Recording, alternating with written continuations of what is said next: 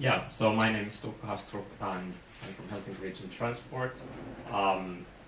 We definitely support these kind of mass experiments like Sami explained with Mass Global.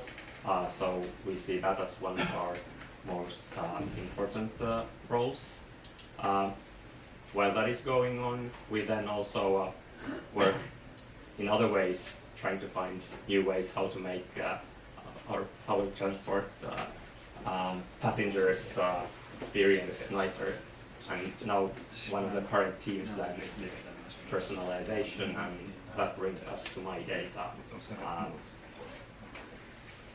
Mass is one of these applications, and I'll show you a couple of more examples in my presentation.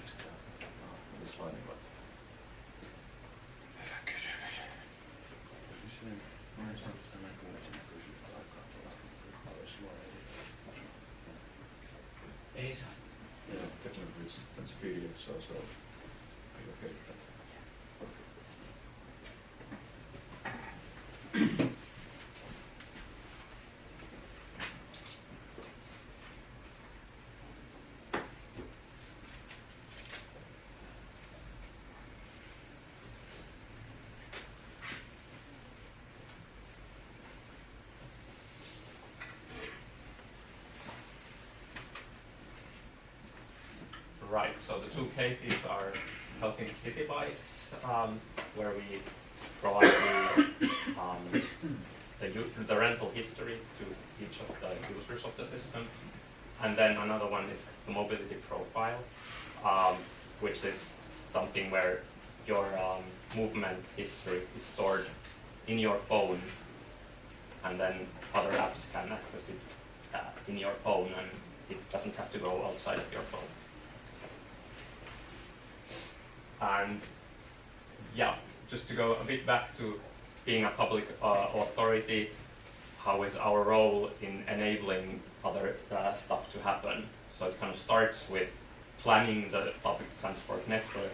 There has to be someone who coordinates it, because otherwise it doesn't work.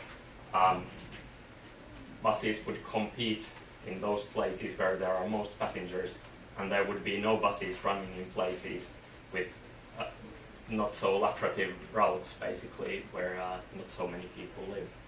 And it has to be a network so that you can start from your home, which might not be in the center, or you go to a friend's place which is not in the center, and still somehow you need to be able to get any trip done.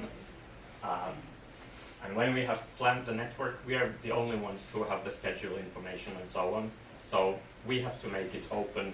So that's why we provide open data for the routes and schedules and so on, so that then others can build on top of this data. So basically, yeah, these open data, open APIs are something we've done for something like 10 years already, and there's lots of apps resulting from this.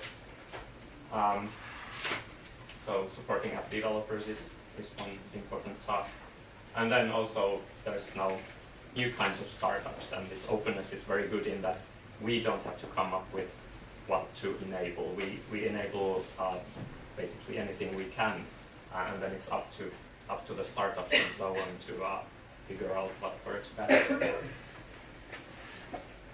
So here's just a diagram showing how opening the data was important in getting new apps. Before 2009, there were less than 5 apps. Like all of those, less than handful of apps, they had to know that we have this data and APIs available. They had to ask us for permission, and so on. It was a slow process. But now, after opening it, it grew quickly into these tens of apps, and we stopped counting in 2012. And every time there's a new device, we get more apps. Like when Apple Watch comes to Finland, the next day someone has an Apple Watch application for public transport. So we are very happy in that we don't have to do that. There's always someone who keeps us and public transport up to date. And yeah, then going to the city bike use case. So city bikes are new now in Helsinki since May, and it's been very successful this far, like 12,000 registered users this far. And kind of the baseline is that the system records how you rent bikes, and you can review this in a dashboard web page. But what is new today is that we made it available for the hackathon participants. So when they develop their own applications, with the user's permission, they can also access the user's MyData and provide personalized services. For instance, a map which only shows those bike stations that you typically use. Or if you have a bike currently rented, then instead of showing a map of available bikes, you can change to showing where are free spaces where you can return a bike. And technology-wise, the kind of building blocks are not there yet, so we collaborated with Yle, the national broadcaster, who is providing this authentication system.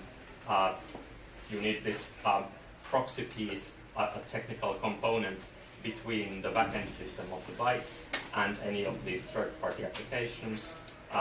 So this is what controls that you are in control of choosing which applications get access to this your rental history, which is at least in theory kind of personal information that you don't want to give to everyone. So here's an example. You can go to this dashboard. You have to store your PIN code of the city bike system, and after that you can get that very detailed usage history. Which station I rented the bike in, where I returned it, what were the times, what bike I was using, how many meters I biked, and so on. And now we are now waiting what happens downstairs in the basement, what the hackathon results are, some kind of visualizations of this, talking something about your whether you've been active, what are the important roles for you, and so on.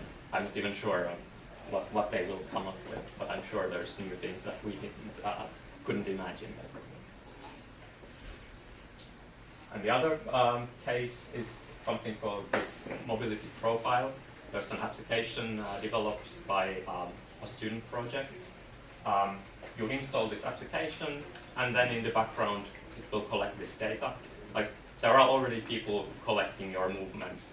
The phone operator does it, your phone operating system provider does it, but when you install this application, it will store it for you, and then you can choose which applications do you give access to this data.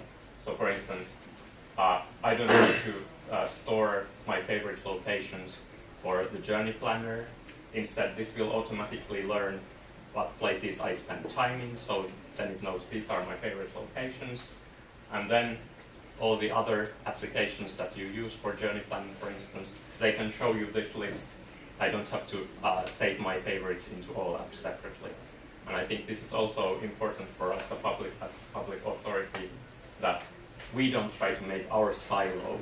So you use a HSL branded application, you save your favorites there, and then it creates a barrier for other applications to enter. It makes it more difficult for startups to create new solutions, because then people will kind of, it would be more work for them to change and try these new applications if they had to manually copy over their favorites and profiles and so on.